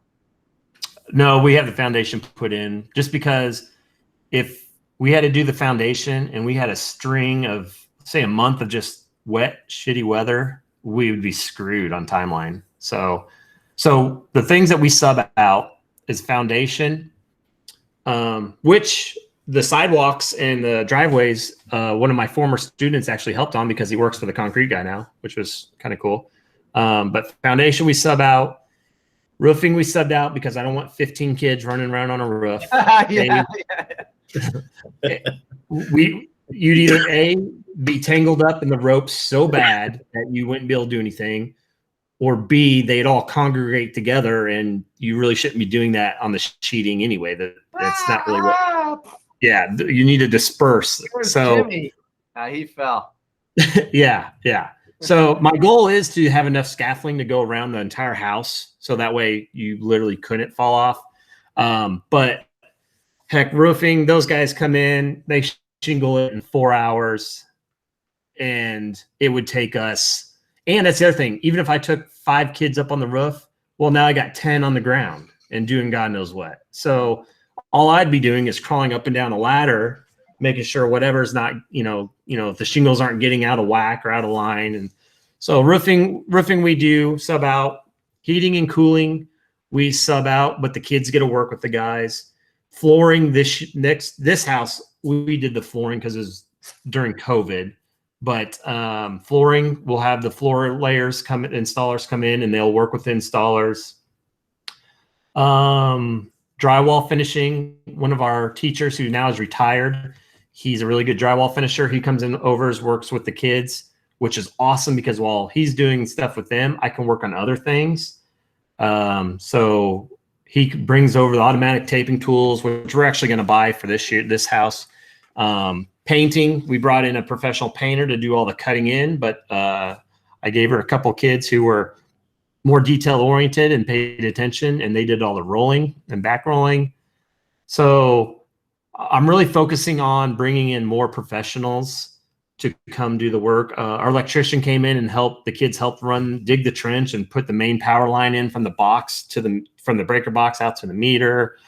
We had a plumber come in and help the kids with putting in vent stacks. So my goal really is to take as much off of my plate as possible, bring in as many professionals, A, for networking and connection reasons, and B, when there's someone else there, they listen better, and it frees me up to either focus on other tasks with other students or take care of some technical things that need to get done on the job site while they're working with them. So that's so awesome that you can hire professionals to come in. Every shop class, there should be a budget where, like, I would love to hire a professional welder to come in and show kids around me. I don't know everything about welding, and then have a machinist come in. That would be amazing. Not just one day, but like actually doing some sort of job. That would be really cool. And the best part is most of those people just come and do it for free. Like our painter, she was there. She was probably there about 4 full days worth of work. And she didn't charge us for a minute of it. I told her she could. I tell all of them they can do it, but they won't. Wow. Yeah. Give them back. Yep. And I was just talking to a union carpenter, one of the head guys for the union carpenters, and he's all jazzed up about this. So he wants to send people over. I was like, you can send a guy over and have him frame with the kids. Like, because I mean, there's only so many tips and tricks I know that I could show them. I sent, and then they're like, we'll send them over because they want that, people, like, for them, they got their own agenda. They want these kids to know them. So when they graduate, they're like, oh, I'll go join the union or what's, so it works out for everybody. I mean, so I'm going to take advantage of that generosity and the desire that I'm getting from, the community and the workforce and stuff, because I mean, everybody's hurting for good labor as it is. So they're all, when they come in, walk on the property and see the house, they're sold. That's all it takes. Like my kids, I tell them if they want jobs in this, man, 2 text messages, I bet I can at least get them an interview. Now, what would you recommend? Like, let's say somebody was watching this and they want to run a program like this. How do you get started? This was already kind of rolling when you got the job, or is this something you created? So this program started back in '69, and so it was there when I was in high school. I wasn't there in '69, obviously, but I'm only the fourth teacher in the program. Wow. So they did a house and a half or whatever, or like a house every year and a half or whatever it timed out to be, between a year and a half, 2 years. And so we just did, thanks, Damien. They did this. So this was the 27th house in the program since '69. And when I started, they had been on pause for about 4 years. Whenever I came in, I think it was on pause for about 6 years because of budget cuts. Illinois had some budgeting issues with the state government, and schools kind of got screwed, and so schools really got pinched tight. So this was an easy one to shut down for a short bit. So when they hired me, they said, "Hey, we want to start this back up. We're not sure when, but is that something you want to do?" I'm like, "Of course, yes, let's do that." So we were thinking maybe about 5 years. So I got lucky 3 years into it. One of the big donors in town said, "Hey, let's get this going." I think if our superintendent had been talking to him about getting it going anyway. They pitched in pretty good chunk of money to get this thing started. So we retooled, bought a tool trailer, got all new tools. We're set up just like, and even better than maybe some professionals. We pretty much got whatever we need, and went to town. And like I said, we've talked about this with you and Barbercheck kind of back in the original Shop Class podcast. Kind of, I just started networking with builders and especially in the building science community on Instagram, and that paid off handsomely just with knowledge alone and support, which tied me into their network of the manufacturers and suppliers where we get team up with big companies like Huber Wood and Rockwool, and trying to work on a few others to get involved. So, them donating some, picking up a chunk of the cost of materials is huge. And so, so it was one of those things where I had to relaunch the program, but there was a community connection already there. So it was, all I had to do was, I didn't even have to get the question out. People were already saying yes. So I had it very fortunate. I got to be in part of bringing something back that people already wanted and were gung-ho about doing. So in that sense, I didn't really have to start off from scratch, even though I started from scratch kind of. There was already the foundation and support already there. And if you can get the support, really, if you can get the support rounded up first, I mean, I think that's half the battle. Then the second battle, of course, is going to be finance. Yeah, that's really cool. Also, you have a non-traditional schedule as well, right? So like you have 2 sessions, morning and afternoon. Is that right? Yeah. So we have 2 sessions. I do morning session is first through third period. So we get about 2 hours of working time each session. So I get first, second, and third period. Fourth is my planning period. Fifth is my lunch. Then the kids come back for 6. Or no, we have like ABC lunch. So they come back 5th, 6th, and 7th hour is the second half. And the school bus, the school buses kids over to me. We're about 5 minutes from the school on a bus ride. The bus comes, picks them up, drops them off, takes them back, all that good stuff. And for me, I actually don't even have to go to the school building. Like, I literally could go to the school building once a month for staff meetings. Like, wow. I can go a whole month without seeing another adult. Like, my wife is literally the only adult I ever see. Oh my God. Or my brother. Me and my brother, he teaches. We'll go out for lunch. We have the same lunch period. But yeah, it's so in that part that not being at the school, I do miss some of the interactions with some of the other teachers and stuff. But at the same time, I'm out here. I have the mobile classroom. I have everything I need. If I got to go run and pick up stuff at the lumber yard, I can go do it.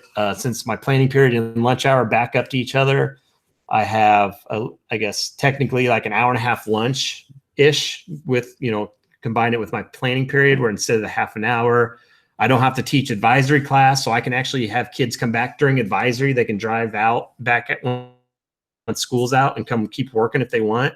So some of the more dedicated kids will come out and do that, which is nice. People really don't come by and bother me. I have my regulars in the community that drive by every day just to keep tabs on things, the old retired guys. Right. And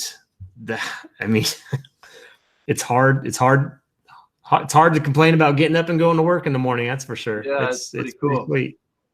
And have no bells. Nope.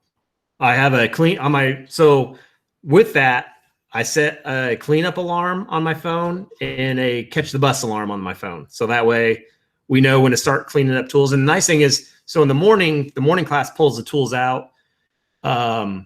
Especially once we can put them inside the house. We can actually leave some of the tools out, like ladders and stuff. And then the afternoon class can pack everything away. But when we're out there framing and everything's wide open, then we have to literally pack everything back into the trailer, unpack things like that. But I mean, it's and I'm excited about this next build, just to kind of start refining my systems. I'm going to start introducing, I do introduce building science stuff to the kids, and I will, now that I have my master's in construction management, I'm going to start introducing some construction management stuff, just very basic scheduling, estimating, things like that, just to kind of give another aspect. Because I do have kids who are like, "Ooh, I'd love to have my own business." So it's skills that you could use no matter what. You don't have to have a construction company kind of thing. So just the kind of, and it's one of those things I also feel like my goal is to put as much of it in the kids' hands as possible, because I want the buy-in. Like if there's no buy-in, and that was a tough thing this last year. We had a lot of kids, over half the class wasn't here to start it. There's only a few returning seniors because we had such a big senior class in 2020. And so there wasn't a lot of buy-in last semester. So once spring break hit, checked out. Like it was like pulling teeth to get kids to want to help. And we were at the technical finishing part where you had to pay attention. It had to be, your tolerances were lower. You couldn't mess up an eighth of an inch on a cut. You had to be correct. And so it turned out, out of the 27 kids I had, I could only rely on maybe 6. Yeah. And then I had to pay attention to the other 6 or the other 11 running around doing whatever they were doing, Right. So that happens. Yeah. Sometimes it comes down to just a few kids, and it's worth it to pay attention to them. You're just entertaining the other kids, because the thing is, you're not a robot, you're a teacher. So you're trying to get, kids that light their fire and empower them and stuff like that. So if you can set them up so they could start their own business or take this into the future somehow. So what are you going to do next time? Your next build? Do you have the ground yet? Yeah, we have the property. I don't know if I have a picture of it. It's just an empty lot. Are you going to do something different? Yeah.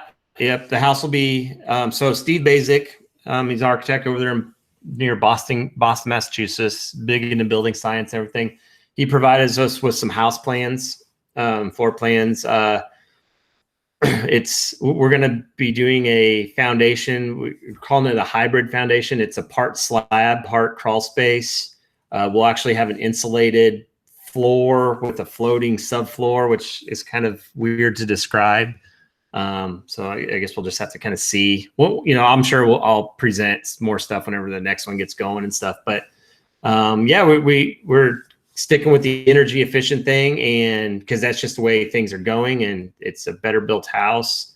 And I'm just trying to do different things that show different ways of building, because sometimes in areas you get stuck in always building the same way, right? I do it this way because my dad did it. My dad did it because his dad did it.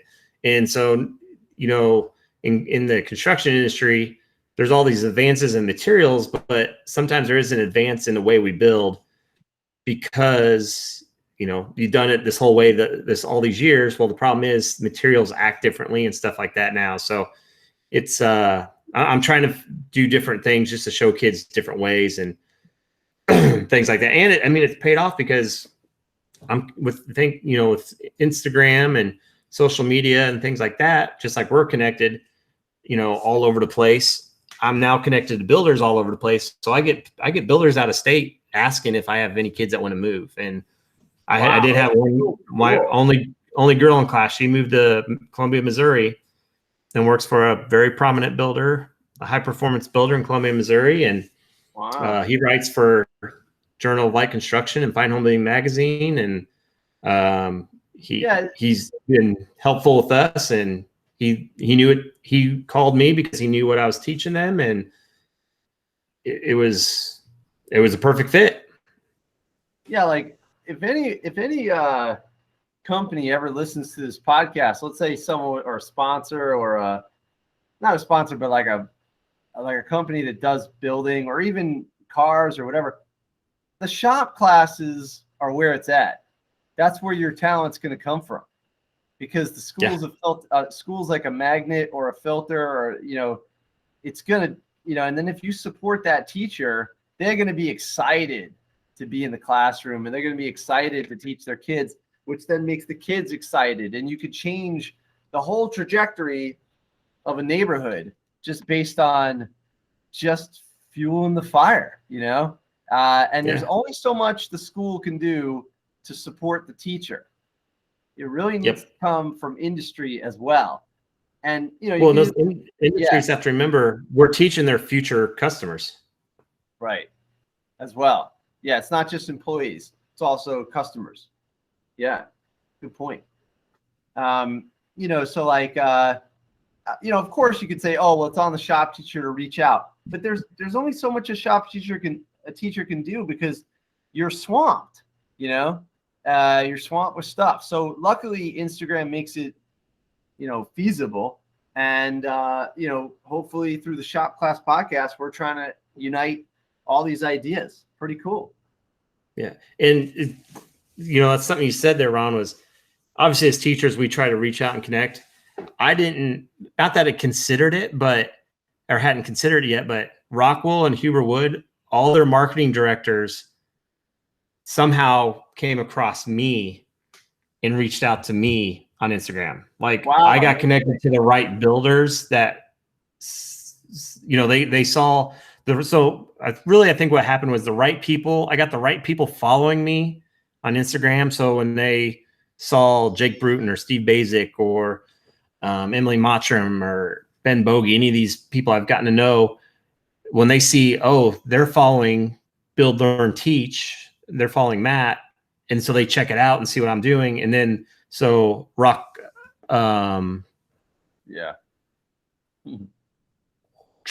wool, like sheep wool. Oh, I didn't know that. So like Dan from Rockwool, he was like, hey, Matt, this is awesome. Because especially in the building industry, like people are they're dying to have all this. I mean, all the shop classes they want back. Welding, it doesn't matter. It doesn't even have to be just the building industry, but everybody, all these companies want to see these shop classes brought back. Mm-hmm. And so literally Rockwool and at the time it was Doug from Huber. They're all like, hey, is there anything we can do to help? And I'm like, yeah, like, this is what we're doing. What do you guys think? And Rockwell's like, all right, yeah, we can provide you with the insulation for the exterior of the house or the exterior walls. And Huber Wood sent us, subfloor adhesive, tape, hats for the, swag for the kids, all kinds. I mean, it was like a $500 goodie box, man. And the best thing is I built relationships with those guys, and and those relationships become even stronger. And I've done things with them now, and which has helped get my name out there, which puts me out in front of more people. Not that, I mean, I only have like 1,600 followers, but it just shows, it looks good to those companies that when I'm talking about Rockwool or Huber, hey, look, we're using this. They, thanks to those guys for providing us this material. Well, that looks good that some shop teacher or trades teacher is talking about how this company gave this product for the kids to use, right? So it's a win-win for everybody. It's good publicity for them. It helps us out as a program. It gives the kid opportunity to use these materials, and like I said, they're the future, either employees and or customers of these companies. So now whenever a kid goes to do insulation in his house, well, Rockwool is really the main insulation we used. They're looking for Rockwool. They're not looking for fiberglass now, so is this, I'm naive, I don't know anything about this. Is this literally the stuff that rolls? It used to be the Pink Panther. No, that is fiberglass. So Rockwool is, they take, I think it's lava rock. It's an actual, some kind of rock and stone, or I forget what it comes from, and it may even be a byproduct, something that we have to double check it again. But anyways, they spin rock into fiber. Wow. And that's Rockwool. Yeah. That other stuff is where me and Timmy are from, John's Manville. Oh, right. Oh yeah. They had the asbestos factory. Oh wow. That's where we're from, Manville, New Jersey.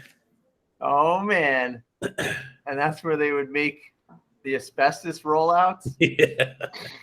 Yep. Oh man, no wonder. Everybody living in big houses there from their grandparents' lawsuits now, or yeah. Wow, some of them. Wow. Yeah, I mean, who knew? Right.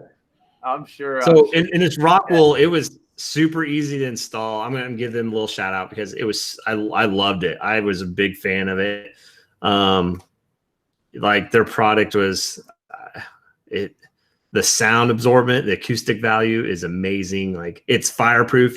Like I showed the kids wouldn't believe me. It doesn't burn. Like we literally I had the kids hold a torch on it while I was doing the instruction. So they held a torch on it for like 5 minutes and they finally got bored because it wouldn't burn. They wouldn't believe me it wouldn't burn. Here we go. This is it, not burning. What? Yeah. And actually the leftover stuff I had was in a storage shed at the school that caught on fire this year. I couldn't use it no more because it's smoke damaged, but it didn't burn. It went through a big old machine shed fire. So yeah, they can. It's also very passive. It's very for his car, which he has. Oh geez. 18 years old. They're gonna throw fire at this thing.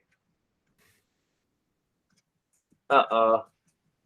But yeah, it's impressive stuff. Oh my God. Of course, are made using stone wool, which means they're fire resistant to over 1,000 degrees Celsius.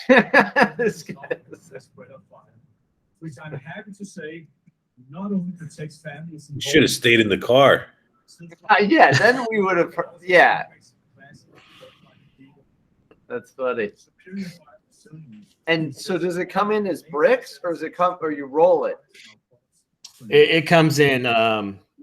They call it boards, or bats or boards, depending on what you're using and stuff. And then I think they have stuff for like commercial uses and stuff. I mean, Rockwool's been around forever. It used to be called. What was its first name? Roxel. I think it used to be called Roxel. Now it's Rockwool. But yeah, Rockwool, it's been around forever. Wow, that's wild. They've kind of rebranded, and so yeah, it's good stuff. Like I highly suggest it to anybody. It's more eco-friendly than a lot of other things. Probably if you're going completely eco-friendly and reducing carbon footprint, then you're going to be looking into actual wool insulation and or wood fiber insulation. Oh, okay. They got an Instagram. Oh, here we go. Yeah, Matt Reisinger's done things for them. Nice. On the build show. Dan Edelman. Dan Edelman is their marketing director guy who I've gotten connected with. And in fact, he was going to come out he had like 14-year-old sons or something. They were going to come out and he was going to cook out for the kids and everything. And so yeah, we had a truck show up, big old pallets like that. What are these little circles? So that's comfort board. That's for an exterior siding. For an continuous exterior siding, we use the comfort bats. That was insulation that goes in between the studs. Now for our continuous exterior siding, we use the Huberwood R board, which is a OSB that has a foam board insulation attached to it. You could just cut it. But like yeah, that? it's that easy. And if you don't have one of those knives, just go get a bread knife from the grocery store.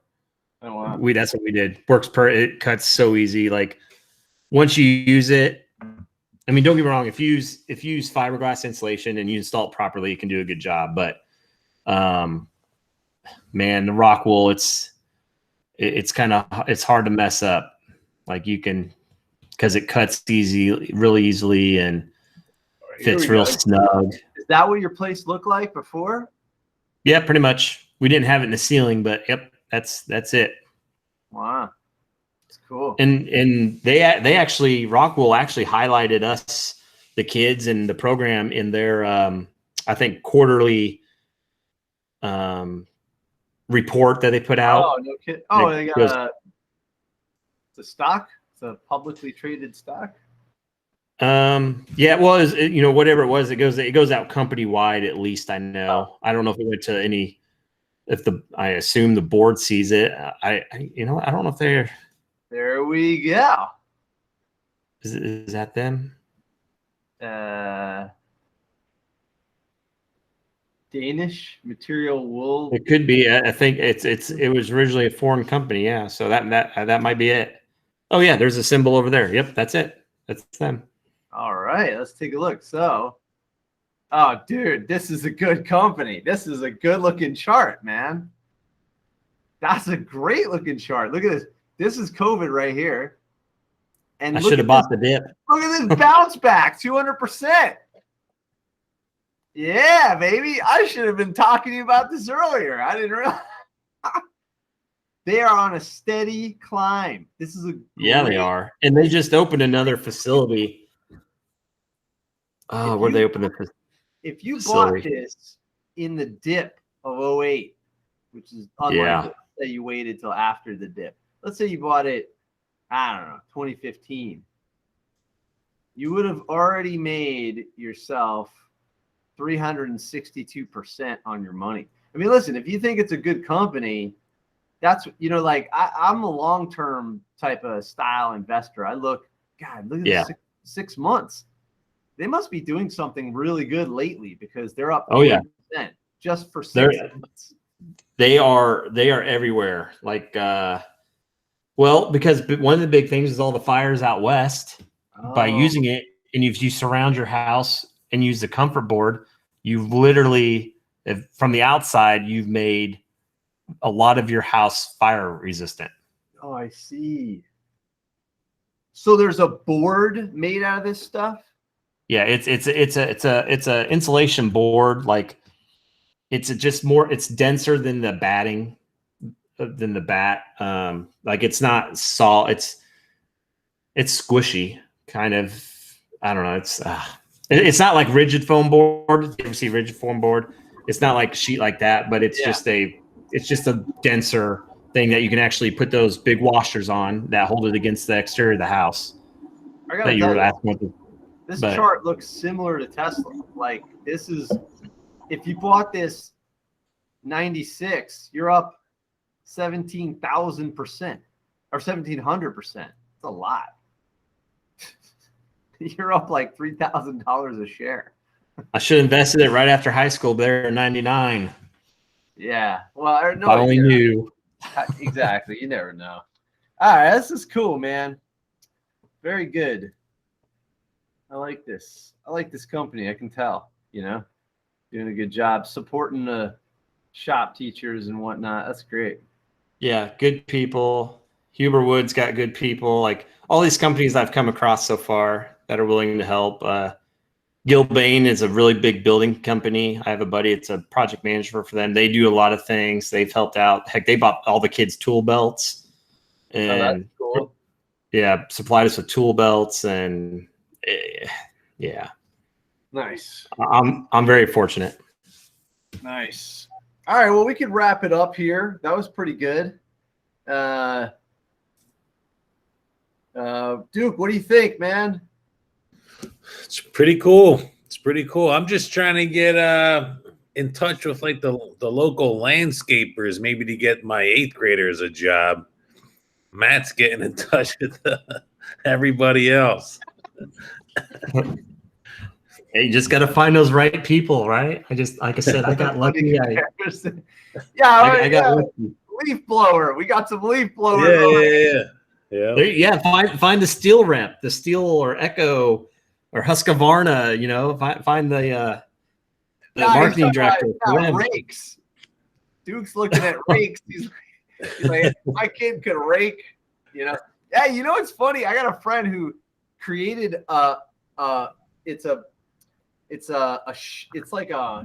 instead of shoveling all the debris left over after a tree job, they got a pusher. So it's actually like a plow with a broomstick on it. You got to be strong to operate this thing. And you just push. He calls it the Predator. And you got to get the biggest kid around to do it. Let me see something. The Predator. Oh, this is probably not going to be good coming up here. Let's see. Predator broomstick, like a pusher. I don't know. Shovel.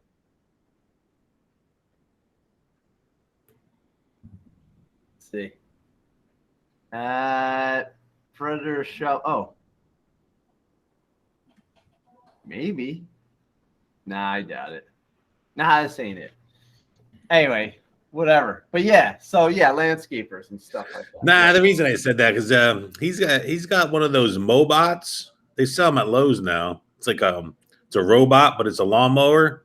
Oh wow! Sensors. So there's like you do the perimeter of your house, and it just cuts randomly, and then it realizes when it needs to get charged, and it puts itself in the charging box. Roomba for outdoors.